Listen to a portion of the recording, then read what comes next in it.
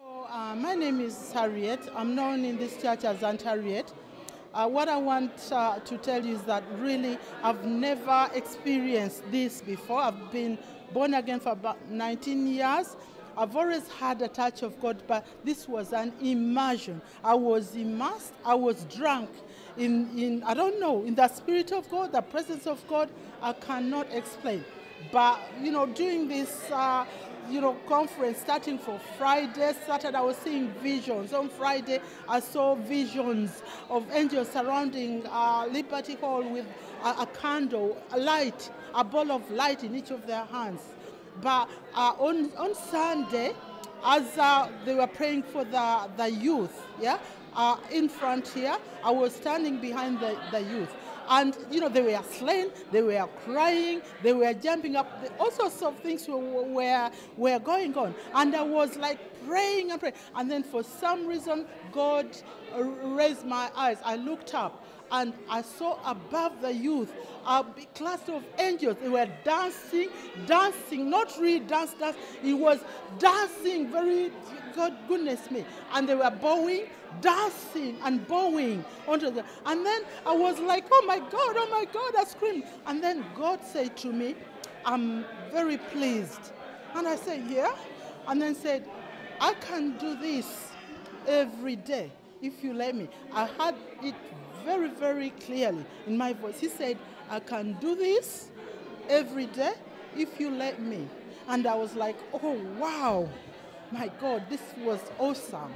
This is what I want to share. As I said, I saw many visions throughout the 3 periods. But I went home drunk. I was drunk.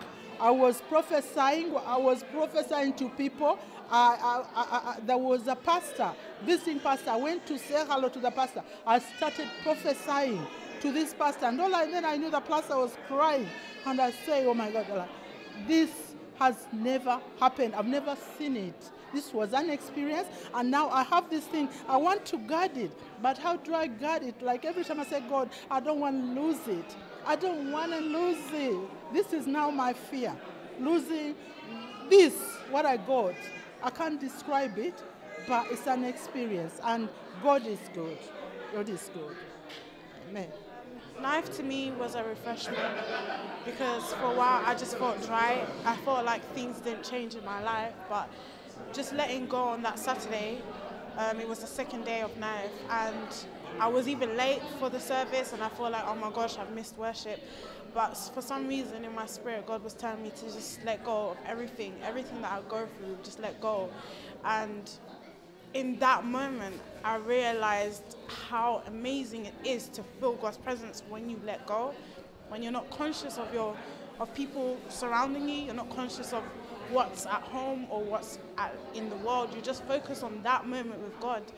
And I went to a deeper realm with God, and I started to see things that I've never seen before. I started to see angels glorifying God to the point where they started to explode because his presence was just too intense for them to even be in this being. And I felt like, God, I want to experience what they're feeling. And God said that I can feel that, but you need to get to that place where it's intimate and personal, because I felt like for a while I was just experiencing God at church and not really in my own personal space. But that day really pushed me to know God even more by myself.